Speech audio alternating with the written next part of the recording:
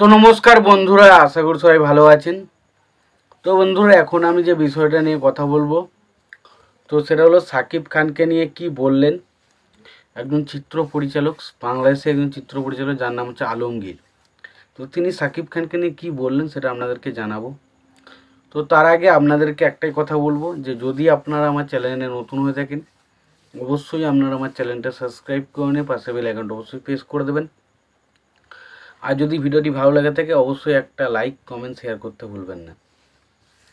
তো একজন চিত্র পরিচালক আলমগীর, তাকে আমরা অনেক সিনেমাতেই দেখেছি।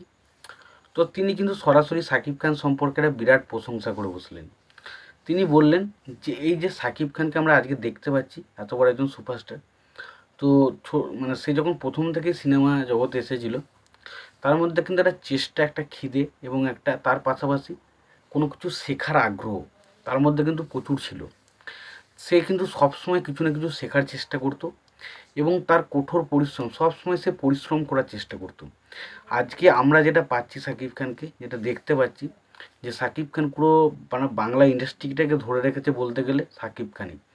তো সেটা কিন্তু তার পরিশ্রমের ফলাফল বলা যেতে পারে। আজকে সে যে পরিশ্রমটা করে এসেছে ছোট থেকে, সেই পরিশ্রমের ফলাফল হিসেবে কিন্তু সে হয়তো সেই জিনিসটা পাচ্ছে। আজকে মানুষ তাকে এতটা ভালোবাসা দিচ্ছে, তার ছবি বক্স অফিসেতে এলে এতটা সফল হচ্ছে। এটা কিন্তু সাকিব খান নিজের কষ্ট বা পরিশ্রমের ফল হিসেবে এটা পাচ্ছে বলে তিনি মনে করেন।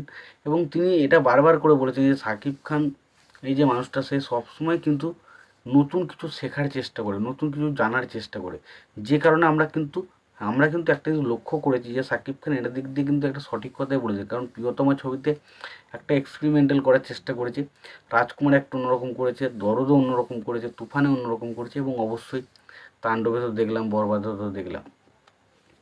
তো সাকিব খান নিজে নিজে থেকে পরিবর্তন হওয়ার চেষ্টা করে, নিজে থেকে নিজের জায়গা চেঞ্জ করে এবং আজ সে সফল।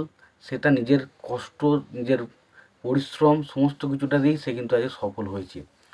তো এই যে সাকিব খান সম্পর্কে আলমগীর, সেদিন চিত্র পরিচালক, তিনি এই কথাগুলো বললেন। তো সেই বিষয়টা নিয়ে তোমাদের কি মতামত তোমরা অবশ্যই জানিও। আর একটা কথা বলবো যে দেখুন, এই যে আলমগীর তো এই যে সাকিব খানকে নিয়ে একটা প্রশংসা করলেন, এটা সত্যি আমার কিন্তু খুব ভালো লাগলো। কারণ বাংলাদেশে সবাই কিন্তু খারাপ নয়, যারা সাকিব খানের পেছনে পড়ে থাকে কিছু মানুষজন এমনও রয়েছে যারা কিন্তু সরাসরি কিন্তু সাকিব খানকে সাপোর্ট করে, যেটা কিন্তু আজকে আমরা আলমগীরের এই যে একটা ইন্টারভিউ হয়েছে সেখান থেকে আমরা পরিষ্কারভাবে বুঝতে পারলাম।